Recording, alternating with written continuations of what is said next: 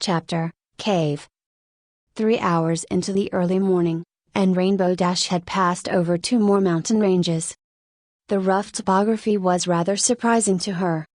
She briefly wondered if the map in her saddlebag was anywhere remotely accurate, for there was far too much uneven earth that she had covered yet she still hadn't stumbled upon the last 2 or 3 landmarks marked on the east end of the illustration. What was more, the rocky peaks stabbed remarkably high into the air, breaking the clouds and disseminating the moisture so that a heated bubble of vapors gathered along the eastern slope. More hours went by, during which Rainbow Dash witnessed rapid convection as she pierced the hot air. Sooner than she had hoped, she heard a loud rumble filling the troposphere around her. She glanced left and right, finding herself surrounded by black, anvil-shaped thunderclouds.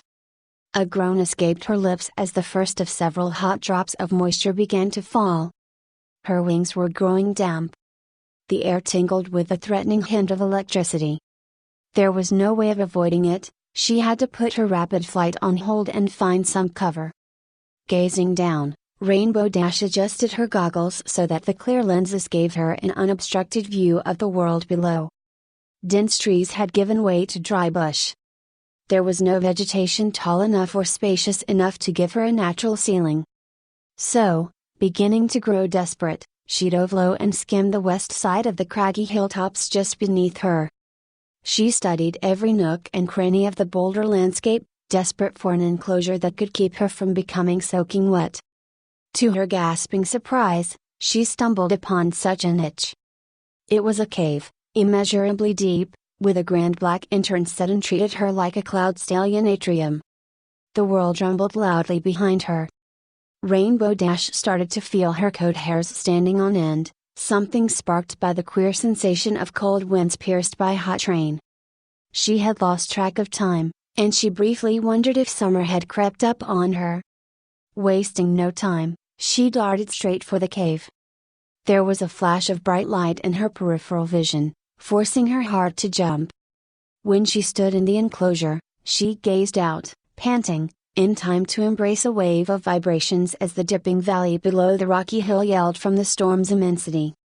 She gulped, breathed easier, and managed a deep chuckle.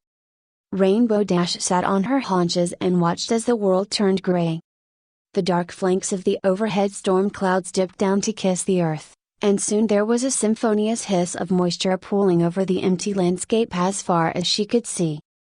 Her wings fluttered a few times to shake off the loose droplets, and then closed in on her sides. She had made it to the cave on time.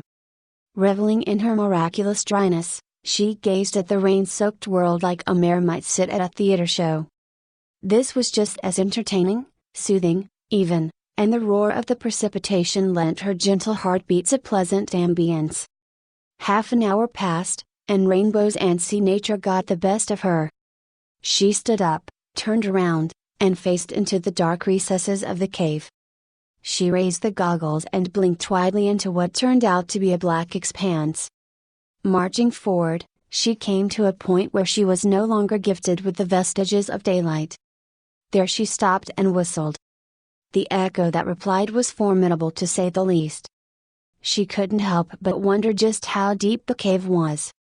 She needed light. In a practiced ritual, Rainbow Dash stood still, took a meditative breath, and ran a hoof up to the ruby lightning bolt of her neck pendant. Once making contact, she spun concentric circles and murmured something to the stale air of the place.